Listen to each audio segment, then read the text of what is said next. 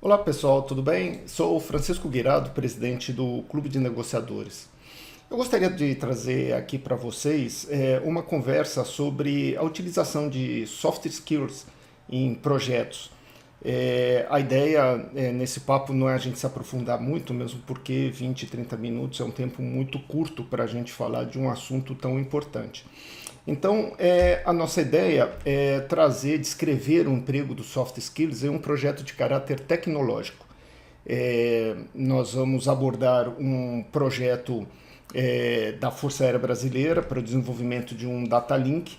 E nesse desenvolvimento do data link, nós vamos mostrar rapidamente como nós utilizamos os vários tipos de soft skills para o desenvolvimento dele. Então, nós vamos inicialmente abordar o contexto do projeto, para que vocês tenham uma ideia das características que envolviam esse projeto.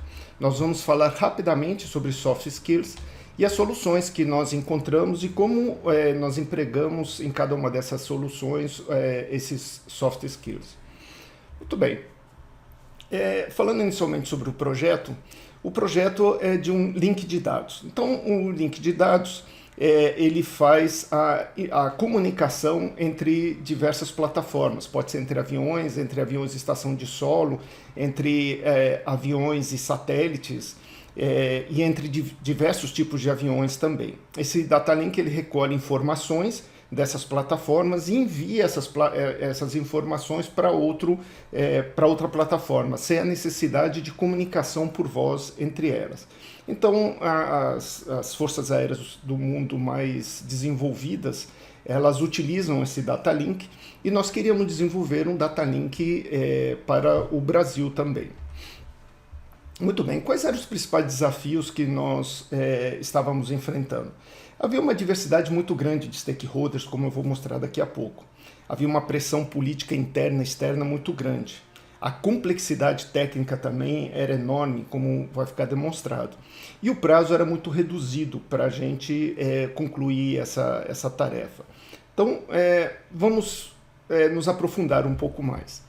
Em relação aos stakeholders, nós tínhamos inicialmente a equipe interna, a equipe do projeto, que era composta por 2, 3 pessoas na gerência geral do projeto, e depois nós tínhamos representantes de várias áreas, representantes da área logística, representantes da área financeira, representante da área de qualidade, e essa era a equipe interna. Só que além disso, como esse data link, essa solução envolvia todas as aeronaves da Força Aérea Brasileira, e essas aeronaves elas são divididas por aviações, então você tem a aviação de caça, a aviação de transporte, a aviação de asas rotativas, que são os helicópteros. Então nós precisávamos envolver pilotos de cada uma dessas aviações.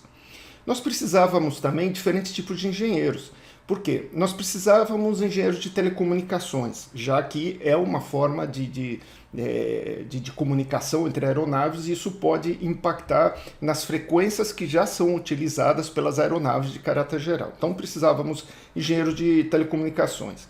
Precisávamos também de engenheiros aeronáuticos, porque a gente ia desenvolver um equipamento que ia ser instalado numa aeronave. Então precisávamos de alguém que pudesse olhar por essa integração. Precisávamos de engenheiros eletrônicos e de softwares, porque afinal de contas é isso que a gente precisaria, uma solução de software que pudesse captar os dados da aeronave e mandar para outra plataforma. Só que nesse meio nós temos, no meio militar, nós temos a tal da guerra eletrônica, que é quando o inimigo procura fazer interferências nas nossas comunicações. Então precisávamos também de engenheiros eletrônicos para a gente ter um entendimento desse contexto. Precisávamos representantes de logística, porque depois de instalado o data link ele ia precisar ser mantido, então isso teria que ser considerado.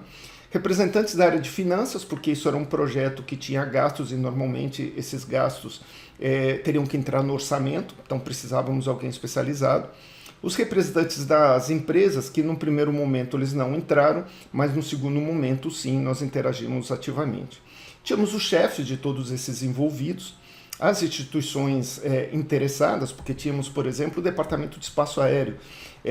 Isso ia ser uma solução que ia ser utilizada em voo, isso poderia afetar outras aeronaves. Então, o Departamento de Espaço Aéreo, que cuida de todas as aeronaves que circulam pelo espaço aéreo brasileiro, era uma instituição interessada, por exemplo.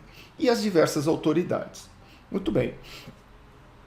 A pressão política era grande porque esse projeto ele já estava parado há aproximadamente 10 anos, estava patinando. E aí nós entramos em uma série de questões de autoridades que tinham pensamento diferentes em relação a como deveria ser implementado o projeto. Nós tínhamos empresas brasileiras que tinham um interesse muito grande em participar do projeto, mas às vezes não tinham a melhor solução. Então, todas essas, tanto as empresas quanto as autoridades, em algum momento elas se mobilizaram defendendo os seus pontos de vista. E nós tivemos que lidar com essa pressão toda. A complexidade técnica, ela se deu porque as soluções que nós tínhamos no mercado eram soluções com características diferentes, com uma terminologia diferente. Então tínhamos lá uma solução alemã, que tinha uma determinada característica, uma solução israelense com outra característica. Então, para a gente utilizar os serviços dessas empresas para desenvolver um data link nacional, nós tínhamos que lidar com essa variedade de terminologias que eles utilizavam, às vezes, para falar sobre o mesmo conceito. Nós precisaríamos desenvolver também uma solução que pudesse ser integrada em diversas plataformas. Então nós tínhamos lá uma plataforma como o F5, por exemplo, que precisava uma integração desse data link, nós precisávamos do avião de transporte, algumas aeronaves que nós estávamos adquirindo na Força Aérea precisavam que em seus contratos a gente considerasse também o data link, então teriam que fazer aditamentos a esses contratos. E a necessidade de que a gente pudesse integrar especialistas de diversas áreas. Isso também trouxe uma complexidade muito grande, porque eles viam a solução sob pontos de vista diferentes e precisávamos integrar todos esses diversos pontos de vista. E aí uma coisa interessante, curiosa, é que o primeiro desenho que eles fizeram para a gente foi esse aqui. Então o nosso chefe nos chamou, nós que íamos ficar responsáveis pela equipe, fez esse desenho no quadro e disse: olha, vocês nunca vão poder fazer um desenho muito mais complexo do que esse para falar com autoridade. Por quê? As autoridades elas não vão entender os detalhes técnicos que vocês vão entrar. Então procurem ser simples na comunicação dos conceitos. Isso foi uma grande lição, isso foi também um conselho muito bom, uma vez que realmente, ao falar com certas pessoas que detinham poder de decisão, essas pessoas necessariamente não conheciam os detalhes técnicos. Então nós tínhamos que ajustar a nossa linguagem para que pudéssemos ser entendidos. Bem, o prazo era extremamente reduzido, nós tínhamos um ano para finalizar um projeto que ele já vinha patinando há 10 anos mais ou menos. Então foi um dos grandes desafios, acredito que foi o maior desafio que eu enfrentei na minha vida em termos de gestão de projetos. Vamos falar um pouco sobre soft skills. Mas nós vamos começar aqui com o conceito de negociação. Por quê? Porque a negociação ela acaba envolvendo todos esses soft skills. Então vamos definir negociação como um processo de comunicação interativo. Então aqui eu quero destacar, é um processo de comunicação interativo estabelecido quando duas ou mais partes buscam um acordo para atender a seus interesses. Nós temos basicamente duas formas de implementar a negociação. Nós temos como transação, onde vai ocorrer uma troca. Então eu te dou alguma coisa e eu recebo alguma coisa em troca, então através de uma transação. E como solução de problemas, onde nós temos vários interesses e temos que desenvolver uma solução que possa atender a todos esses interesses. É uma forma também de negociação de características muito diferentes. E nós vamos chamar esse tipo de negociação criativa. Na negociação onde nós temos transações, se vamos fazer transações de uma coisa só, vai ser uma negociação distributiva. E se temos a transação de diversas coisas, diversos itens, temos uma transação integrativa. Pois bem, então dentro da negociação, nós definimos no Clube de Negociadores 14 habilidades. Nós temos inicialmente a habilidade de assertividade, que é aquela de você defender com persistência os seus interesses, sem ser agressivo. A de linguagem colaborativa, que é você se comunicar sem levantar resistências do outro lado. Nós temos o questionamento, e vamos ver que isso é extremamente utilizado na negociação, como realmente foi, que é a habilidade de fazer perguntas, e normalmente essa habilidade de fazer perguntas, ela vem acompanhada da audição ativa. Então, se eu vou fazer uma pergunta, eu tenho que estar preparado para ouvir a resposta. E essa resposta não vem só no formato verbal, às vezes vem na linguagem não verbal, e a gente tem que ser capaz de ler essa linguagem também. Nós temos a argumentação, claro, o tempo todo tivemos que argumentar com as diversas partes sobre os mais diversos assuntos. A gestão das emoções, porque em algum momento as pessoas elas consideram aquela ideia que elas deram como uma coisa pessoal e ficam irritadas quando são contrariadas, então a gestão de emoções ela teve uma atuação muito importante. A gestão de relacionamentos, porque o tempo todo tínhamos que construir relacionamentos com as pessoas para que a partir desses relacionamentos conseguíssemos de maneira mais fácil os objetivos que nós tínhamos.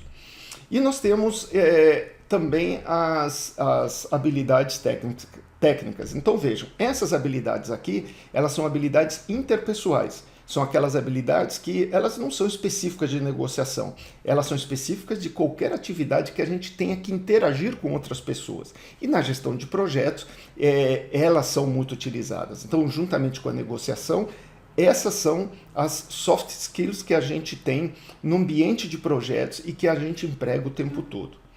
Nós temos aqui, então, as habilidades técnicas, que é a gestão de contatos, que como você conduz uma reunião com 2 pessoas, 3, 10, 20 pessoas, como você conduz, às vezes, um telefonema, uma videoconferência, como é que você faz uma comunicação por e-mail, tudo isso está na gestão de contratos.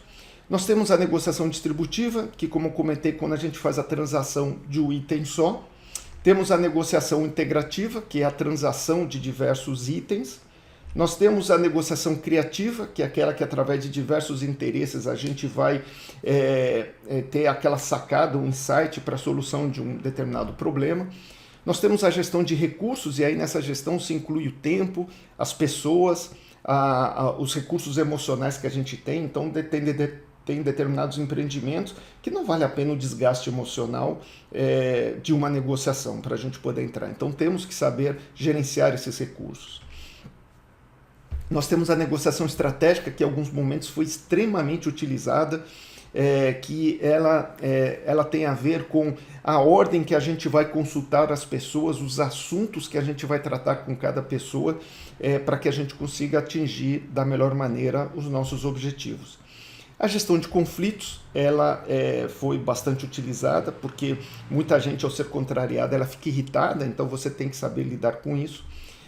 E a negociação intercultural, isso principalmente quando a gente começou a tratar com as empresas de outros países, onde nós vimos que a cultura desses países fazia uma diferença muito grande e a gente teve que se adaptar a cada uma dessas culturas. Bem, a negociação ela é muito ampla.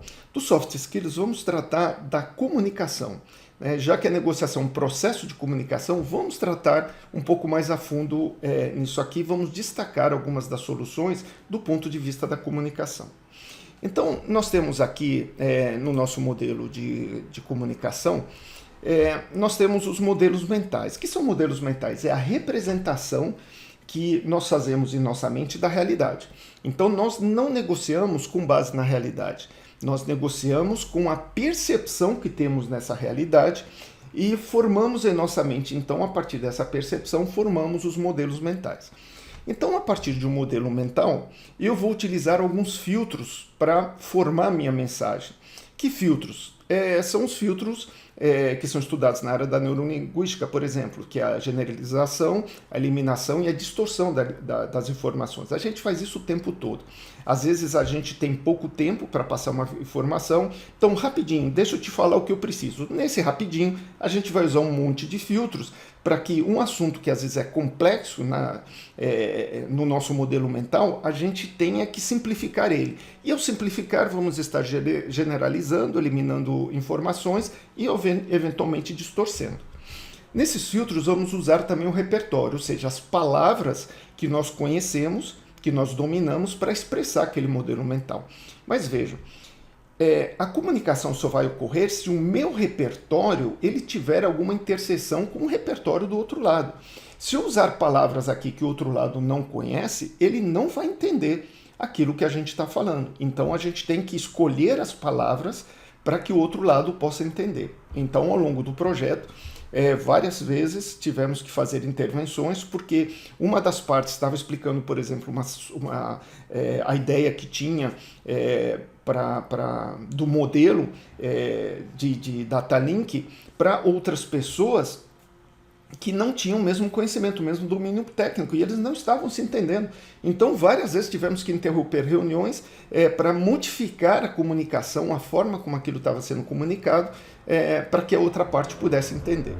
Então, a partir de modelos mentais, nossos modelos mentais, utilizamos os filtros para transmitir a mensagem. Essa mensagem ela vai codificada, só que essa mensagem não é só a mensagem oral. Nós passamos também expressões faciais, nós passamos mensagens pela forma como estamos vestidos, pela nossa linguagem corporal, todas essas mensagens estão no ar. O outro lado, se ele estiver preparado, ele vai captar a parte verbal, mas vai captar o resto também. Então temos que prestar atenção em como nos comunicamos. Essa pessoa, ela vai captar as mensagens, vai ter que decodificar as mensagens, aí para decodificar ela vai usar os filtros, vai usar o repertório dela para formar os modelos mentais. Então veja, na hora de formar esses modelos mentais, ela vai usar de novo a generalização, a distorção e a eliminação de informações. Então palavras aqui que ela não conhece, que o outro lado falou, ela pode interpretar que ela acha que conhece e aí vai colocar essa informação na cabeça achando que conhece, mas na realidade ela não sabe. Para evitar esse tipo de problema, o que nós deveríamos fazer? Utilizar o feedback. Então, o tempo todo estávamos utilizando o feedback justamente para saber se o que estávamos falando era realmente o que a pessoa estava entendendo. Então, que habilidades a gente usa aqui? O questionamento o tempo todo. Para fazer o feedback, temos que perguntar o tempo todo. Temos que ouvir atentamente aquilo que a pessoa está falando. Quando ela nos explica o seu ponto de vista em relação a qualquer coisa, temos que saber ouvir, mas não só ouvir as palavras, escutar as palavras, mas também captar a linguagem não verbal dela, as expressões faciais, porque às vezes eram incoerentes. Tínhamos que usar uma linguagem colaborativa o tempo todo também, porque as pessoas às vezes elas são muito sensíveis em relação à forma como são tratadas, então a linguagem colaborativa ela cuida disso, dessa sensibilidade, e o tempo todo administrando os possíveis conflitos. Então, através de uma linguagem colaborativa inadequada, nós tínhamos conflitos que às vezes nós precisávamos contornar e solucionar e gerenciar de alguma maneira.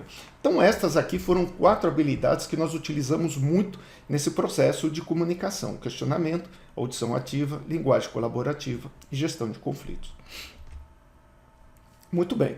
Esse modelo ele está sujeito a ruídos, e esses ruídos eles ocorrem, por exemplo, quando a gente faz reunião em um local que não está bem preparado, quando nós temos fonte de distração enquanto nós estamos conversando, às vezes é causado internamente quando o nosso pensamento ele não está alinhado, ele não está sintonizado no que a pessoa está falando, a nossa atenção não está sintonizada, então nós temos aí o ruído, e isso é extremamente prejudicial para a comunicação.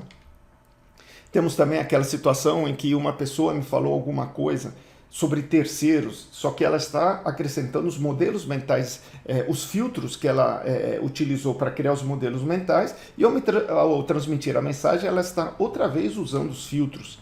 E aí, com isso, gera ruído na comunicação. Bem, vamos falar um pouco das soluções encontradas. A primeira coisa que nós fizemos foi levantar informações. Então, nós utilizamos o modelo de contratação, que é por RFP. Alguns de vocês talvez estejam ambientados, outros não. É um modelo, como é um material para emprego na defesa, então ele tinha dispensa de licitação. Como tinha dispensa, nós precisávamos usar um modelo qualquer. Utilizamos o modelo americano. Então, o RFP, ele Request for Proposal. Então, você lança, uma espécie de edital, só que quando vem as respostas, você tem várias rodadas umas 2 rodadas aproximadamente de negociação até que eles entreguem a oferta final. Em cada uma dessas rodadas você aponta que situações devem ser melhoradas na proposta deles, na próxima rodada eles melhoram aquilo, e aí isso é feito em 2 vezes até a entrega final.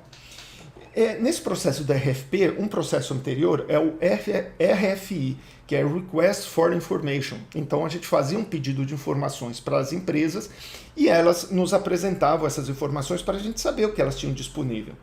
Então a gente fez um evento onde chamamos empresas com várias soluções tecnológicas para levantar essas informações. Então veja, agora vamos comparar com o modelo que a gente utiliza aqui nas nossas negociações. Então, primeiro a gente define o nosso propósito. No nosso caso, era desenvolver um link de dados. Aí vamos criar consciência situacional. Então, o RFI, o levantamento de informações, ele atende a esta etapa aqui do nosso processo de negociação. Então vamos nos informar, a gente vai ver quem são os players que existem no mercado, o que eles têm a oferecer. Aqui nesse momento, essa consciência situacional, num primeiro momento ela é baixa, mas à medida que você vai pegando informação, ela vai aumentando. À medida que nós vamos avançando no processo de negociação, essa consciência situacional vai ficando cada vez maior, até que quando você conclui a negociação, naturalmente a sua consciência situacional ela é muito grande. Você está preparado para pegar um projeto da mesma natureza. Muito bem, então nesse processo nós desenvolvemos a consciência situacional, depois criamos as estratégias de negociação, e aqui nessa estratégia foi interessante porque no Brasil havia uma empresa que poderia fazer, mas aí quando nós agregamos empresas de outros países, nós aumentamos a competitividade, então as propostas foram muito melhores que aquelas que se a gente tivesse se focado, tivesse atido somente a empresa que haveria disponível no Brasil. Aqui nós temos que levantar recursos, estruturas, aqui que nós também implementamos as alternativas. Então, por exemplo, esse processo é complexo, a gente precisava, como recurso, precisávamos pessoas, precisávamos verba para pagar diária para essas pessoas, precisávamos verba para fazer visitas técnicas nas empresas, para verificar se o que elas estavam oferecendo realmente condizia com a infraestrutura que elas tinham. Então levantávamos esses recursos. Depois iríamos para os contatos de negociação, que eram as várias rodadas do processo de contratação inicialmente, e depois na hora da redação do contrato de aquisição da solução. E depois a fase de implementação, que uma vez assinado o contrato, então esse projeto, ele ainda hoje ele está em andamento, então ainda hoje está na fase de implementação. E por que não encerramos a negociação aqui? Porque muitas das coisas que são implementadas, elas vêm derivadas da negociação anterior, então ela tem um vínculo com a negociação contratual, por exemplo. Então aqui esse ciclo se repete várias vezes aqui dentro da implementação até que efetivamente o projeto seja concluído. Bem, então levantamos as várias informações para criar a consciência situacional. As 2 habilidades que mais utilizamos foram o questionamento e audição ativa, o tempo todo. Aqui não estávamos negociando nada. Aqui aqui nessa fase de levantamento de informações, queríamos saber informações, então perguntávamos e prestávamos muita atenção nas respostas. O próximo passo que a gente deu provou ser extremamente importante. Nós criamos aqui um modelo provisório do que a gente achava que deveria ser a solução. Esse modelo provisório ele foi decidido por, no máximo, 5, 6 pessoas. É como se fosse a minuta inicial do projeto que a gente queria. E todo termo que a gente usava para expressar este modelo, ele entrava no nosso glossário. E esse glossário foi extremamente importante durante todo o processo. Por quê? Porque como as empresas tinham terminologias diferentes e utilizavam um linguajar diferente para se referir à mesma coisa, quando a gente definiu o que era cada termo que estava sendo usado, a gente conseguiu unificar de forma que todos tivessem a mesma linguagem, adotassem a mesma linguagem nas discussões subsequentes. Então isso foi muito bom, tanto nas negociações internas, para redigir os requisitos, quanto nas externas, quando nós passamos para a fase do edital e para a fase da contratação com as empresas externas. Então, montamos um modelo, uma minuta de modelo e um glossário. Muito bem, as habilidades que nós utilizamos aqui foi a linguagem colaborativa, questionamento, audição ativa sempre e argumentação, porque nesse primeiro momento tínhamos que argumentar de por que esse modelo deveria ser o mais adequado. Muito bem, o próximo passo seria montar equipe. E aí o que nós queríamos? Os melhores. E para uma longa disponibilidade, porque inicialmente íamos levantar os requisitos desse data link. E aí, para levantar esses requisitos, não servia qualquer pessoa. Precisaríamos pessoas que conhecessem profundamente cada uma de suas áreas para que esses requisitos fossem os melhores possíveis. E eles teriam que ficar disponíveis a nós por pelo menos 2 meses. Então, que estratégia nós utilizamos? Primeiro, nós fomos falar com a nossa chefia, que nos deu o apoio. Depois, consultamos individualmente quem seriam as pessoas que poderiam nos ajudar. E aí pedimos ao nosso chefe que convidasse essas pessoas através do chefe deles, sensibilizando para a importância desse projeto para a Força Aérea como um todo. Muito bem, as habilidades que nós utilizamos foi negociação estratégica, porque esta sequência aqui ela foi muito importante. Se de repente falássemos primeiro com os chefes de cada uma dessas pessoas, o efeito poderia não ter sido o mesmo. Então aí entra a negociação estratégica. Com quem eu devo falar primeiro para que a gente consiga solucionar um problema. Questionamento e audição ativa sempre, argumentação e, mais uma vez, a linguagem colaborativa. Bem, aí nós reunimos essas pessoas para montar os requisitos. Então nós desenvolvemos em 2 meses 3.000 requisitos. É muito requisito. Nós utilizamos pilotos das diversas aviações e pegamos os melhores pilotos que cada um tinha. Nós pegamos engenheiros de diversas especialidades, representantes de logística, do setor de qualidade, para saber as normas que teriam que ser exigidas para o desenvolvimento da solução. E esse grupo todo ele ficou fechado durante 2 meses.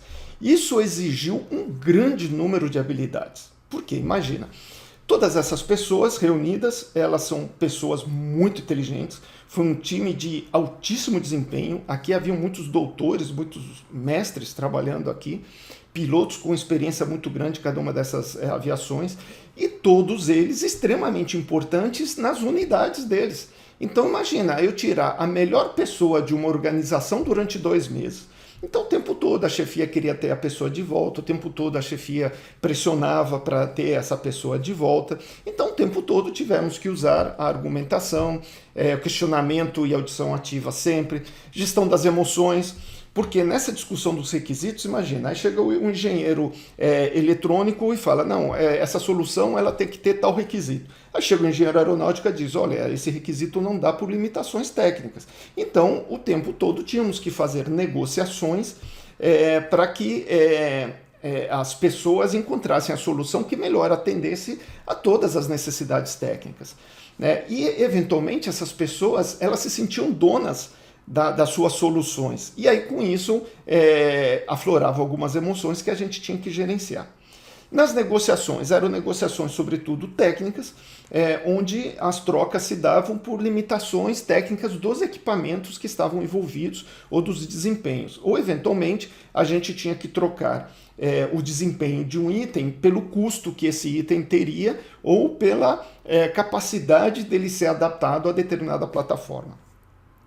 Então, nessas negociações técnicas, elas acabam sendo mais fáceis que outro tipo de negociação, mas mesmo assim entravam as emoções, surgiam os conflitos que a gente tinha que gerenciar e o tempo todo, então, a gente tendo que fazer o gerenciamento de recursos em relação ao tempo que tínhamos disponível para desenvolver os requisitos e os recursos humanos que tínhamos à disposição também para desenvolvimento desses requisitos. E aí, depois que nós passamos essa fase, criamos o edital e fomos para o processo de aquisição. Então, nesse processo, nós tínhamos 7 empresas nacionais e internacionais. Nesse processo, então, nós tínhamos que fazer visitas técnicas. Então, fizemos visitas técnicas em Israel, nós fizemos na Alemanha, fizemos na Suécia também, para entender como eram as soluções, as propostas que eles estavam apresentando. No Brasil também tivemos que fazer visitas para as empresas, nas instalações das empresas que nos mandaram a proposta. Nós tivemos várias reuniões, e essas reuniões eram não só com as empresas, mas também internamente na equipe. Antes de fazer uma rodada, uma visita com as empresas, fazíamos reuniões entre nós. Foi muito comum também, durante as reuniões com as empresas, a gente pedir intervalos para que a equipe se organizasse, porque às vezes eram apresentados elementos na mesa de negociação que a equipe não tinha um entendimento alinhado. Então pedíamos um intervalo, nos reuníamos, alinhávamos o nosso pensamento e voltávamos para a reunião.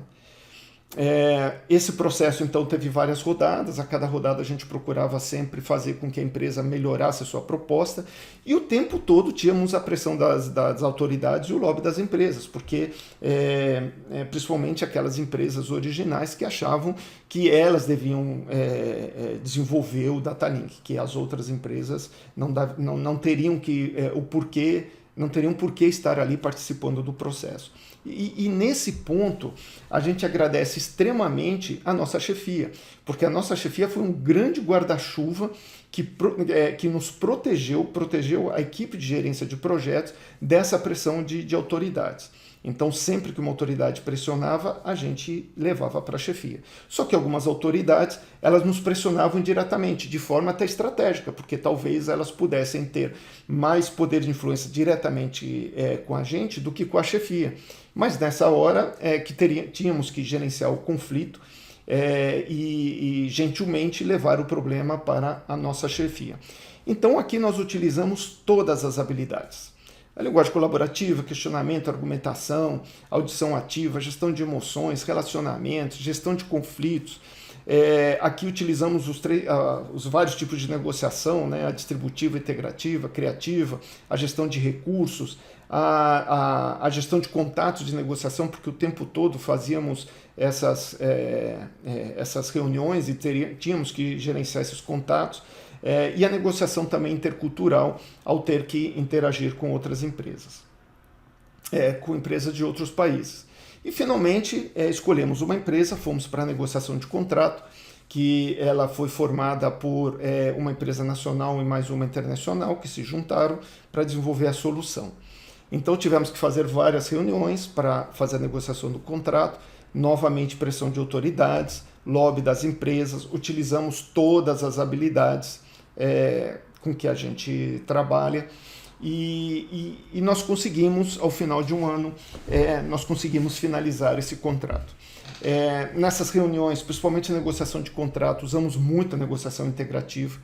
É um erro comum, a gente costuma dizer, quando você vai negociar um contrato de, 50 cláusulas, você negocia a primeira cláusula 1, depois a cláusula 2, depois a cláusula 3 e assim por diante. Se tiver 50 cláusulas, você vai ter feito 50 negociações distributivas. Então, para você tirar um melhor proveito de uma negociação como essa, você tem que negociar em pacotes. Tipo assim, é o seguinte, você quer muito essa questão na cláusula 2, então tá bom, eu cedo para você na cláusula 2, mas lá na cláusula 20 você cede para mim. Ou seja, quando a gente promove essas trocas entre as cláusulas, entre as questões, estamos negociando de maneira integrativa, que é a melhor forma de poder negociar um contrato. Muito bem. Então, utilizando essas habilidades todas e contando com pessoas muito bem qualificadas no projeto, a gente conseguiu lidar com esses desafios, que eram a grande diversidade de stakeholders, todos de alta qualificação.